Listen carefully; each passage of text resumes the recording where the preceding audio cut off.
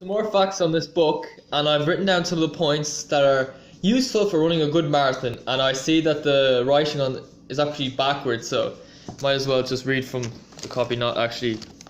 Okay, so if you're starting from scratch, you should give yourself a year of regular training before doing a marathon. Yeah, so yeah, if you want to run it well, no.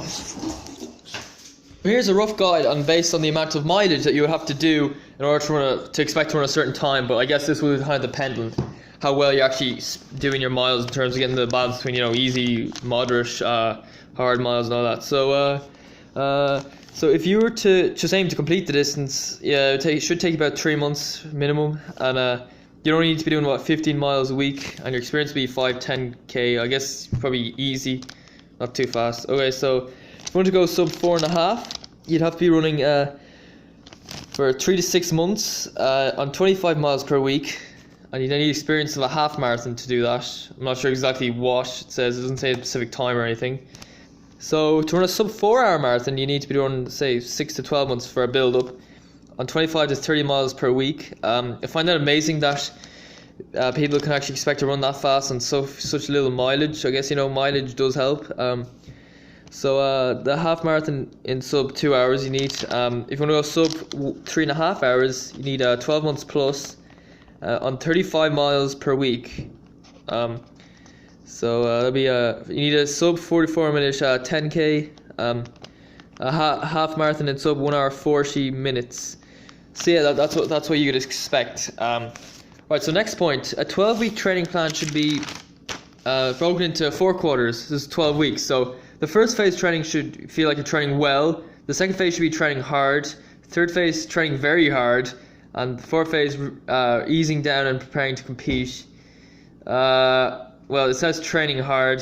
Well, training very hard. That means the most intense week overall. It doesn't mean you're going to be running at a high intensity every single day. No, there's nothing stupid like that. Okay, so for anyone running up to 40 miles a week, total weekly mileage should not increase by more than 20% per week. So bit by bit, patience. Easier said than done, but it's simple, but it's not easy. Trust me, I'm running now. Just back from a break, back nearly 2 weeks. Start off half-hour runs, build up now. I'm on 45-minute runs, and sometimes you might be tempted to run that a little bit longer, but you have to just be patient, just build up slowly, because that's what that's what you need in the long run. Because you have to remember, it's only early July. I'm training for late July. I'm training for the cross country. It's ages away. That's just my personal example. So anyone running more than 40 miles per week, increase mileage by no more than 10%. Yeah, so small increases each week. Trust me, in the long run you make big improvements. If a 40 mile a week runner is increasing their mileage by say 5 miles a week even, then over a month it should be 60 miles. Over 2 months, 80 miles. So you see, over time you can make big improvements. You can't expect to double that, like 40 to 80, then double it again and again. No, it's just not going to happen. It's not going to work. So for a beginner, it should take 6 months to build up to 50 kilometers or 31 miles, and take 3 to 4 months to get to 80 kilometers, 50 miles. So yeah, for a beginner to get to 50 miles a week, it should take you 9-10 months. Patience. So once a week, train at 5k or 10k race pace. Once a week at half marathon pace. Yeah, or marathon pace, either one. So yeah, these are your 2 sessions, your 2 hard days. So yeah, 5k, 10k pace. So around that. And then your half marathon pace another day. So that'll be like a tempo run, I'd say. And you can if you haven't done that before, you can go online and get a comparison pace site and just see what your expected 5 or 10k PB times will be. So typical 10k session would be 6 by 1 kilometer with 2 or 3 minutes recovery. Half marathon session would be something like 15 minutes, 3-minute recovery in 15 minutes. Only half an hour though. Yeah, if you want to compete at a high level, you need to be doing more than that. So 1 easy week out of 4 should be easy. 1 week out of 4 should be easy. So yeah, recovery weeks, you cut down the mileage. I don't know, personally I do 70% of that week, and yeah, probably 1 less session. Tapering the last 2 weeks is the most important. Yeah, so tapering, I think, means cutting down the mileage, so cutting down intensity even a little bit. So, you don't want to lose fitness, but you don't want to be tired going to race either. Because it's a long race, 26.2 miles. It's good to have a decent coach. Yeah. Runners should not be a slave to the training. Make adjustments depending on circumstances. Yeah, so it's not all written in stone. It's you have to adjust it. You can't just, like, you know, sometimes people do that with the GPS watch, that yoke crap thing. They say you should be running, they say, you know, like some people say they'd be doing like 8-minute mile pace in their easy days. They'd be looking at the watch. They'd be running at that pace every easy day, regardless of how they feel. So, you know, they might feel like going slower one day, but no, 8-minute mile pace, that's the pace. You might feel like going faster one day, no, 8-minute mile pace. I did that last year, but now I'm starting to go by time in my runs, and I'm going more by feel. Next up, put stress on the body, then recover. Yeah, so it doesn't make you, the training doesn't make you fitter straight away. You know, adaptation and recovery is important too. Weekly long run, most important part of training. Yeah, it's a big one there. Long run should be about time on feet, letting you feel fresh for the rest of the week. Yeah, so, you know, long run should often be easy, I think. I don't know. Actually, I'm not sure about that one. So beginners should attempt one 18-20 mile run before a marathon. More advanced runners should do 4 or 5 runs of 20 miles or more. I'm not sure, is that like a tempo? I'm not sure. There's one thing I'm not sure about. I'll have to check that later. Don't do really long runs early in build up unless they're hikes. Yeah, hikes. So there's like walks, I guess. Yeah, if you want to do that, like, say you should only be doing an hour run, but you want to go further, you could maybe walk for 2 hours, where you run for an hour, walk for another hour. I think that'd be okay. Decent level of fitness. Your last really long run should be 3 weeks before your marathon. Yeah, so I guess you cut down the mileage there, taper as they say. I'm learning a lot. I really know barely anything about marathon training. Now I've actually learned a good bit, so, you know, I'm learning, you're learning, we're all learning, so we're all happy, hopefully. In faster pace running early in build up, you should be able to run faster than steady. Yeah, faster than steady. So yeah, I'd say that'd be like 1 minute per mile so on your 5k pace, if I were to take a guess, but that's just a guess, I'm not sure. This thing isn't very exact. I was guessing there, it's more about feel for them. Split pace between repetition sessions, fartlek, tempo runs, and strides at the end of a run. Repetition. Well, it doesn't seem to mention easy runs, but yeah, easy runs as well. Maybe I forgot to write that down. So if you just struggle to cope with intensity of training, better to reduce the number of hard efforts rather than do them at lower intensity. Yeah. Because, you know, you might need an easy week, cut down a little bit, or maybe it's just too intense for you, not up to that standard. Yeah, I don't know, it might be. You just need to look at that. I mean, if you're aiming to run a 2.5 hour marathon and you end up running a 3 hour marathon, then, you know, maybe 2.5 hour, you're 2.5 hours probably out of your reach, even if you did run a bad race, if you know what I mean. So replace hard sessions with run half sets of steady run plus strides. Yeah, so steady be moderate run, then strides at the end, short, like, you know, say maybe 100, 200 meter sprints, but not all out sprints. And then you may say walk back and do it again. So yeah, fast but not too fast. But yeah, faster than marathon pace, obviously faster than 5k pace, even faster than 1 mile pace, race pace. Okay, so if you're not recovered for next session, give yourself another day.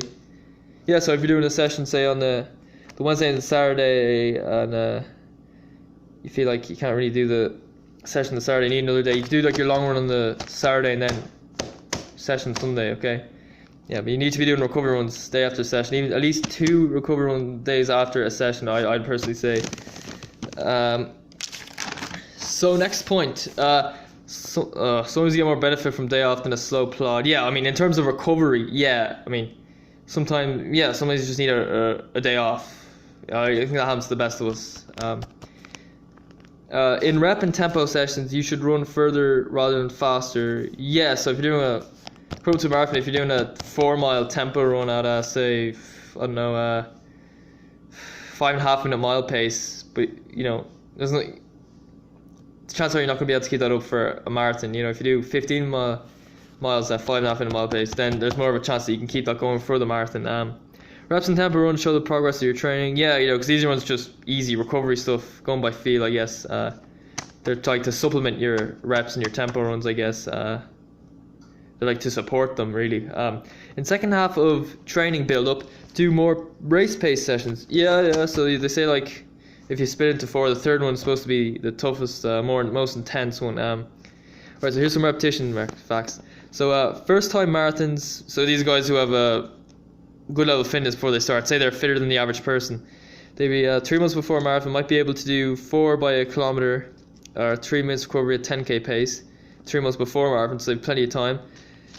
6 weeks later, you should be able to do 3 by 8 to 10 minutes. So 3 minutes recovery around half marathon pace. So that's good 24 to 30 minutes of a half marathon pace. Yeah. Advanced runners progress from 3 by 3 kilometers, 3 minutes recovery to 10-mile race pace to a 10-mile race pace to 2 by 5 or 6 kilometer repeats, 4-minute recovery at marathon pace. So yeah, you should be able to do that. Really, I mean, if you realistically want to be able to run the marathon at that pace, you should be able to do sessions where you're doing less volume at that pace. Tempo runs. First time marathon runners.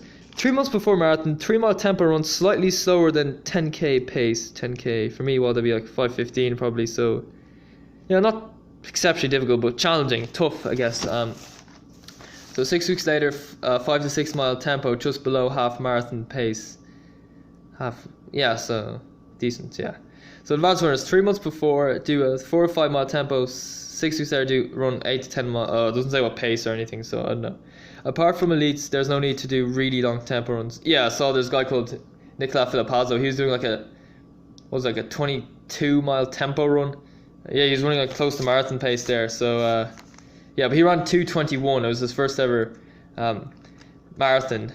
So yeah, I'd say he'll go a lot faster in the future. So yeah, I mean, that guy's elite 2:21. I'd say he'll definitely at least get a marathon pace, Olympic marathon pace to marathon someday, hopefully. So apart from elites, there's no need to do really long. Oh yeah, I already read that. So for form, run up and down hills. When running downhill, lean slightly forward and carry arms at your side. Yeah, I saw people do that before. I thought it was a bit ridiculous. I was like, why the hell are they doing that? But yeah, they say it here, so I'd say it's not too bad.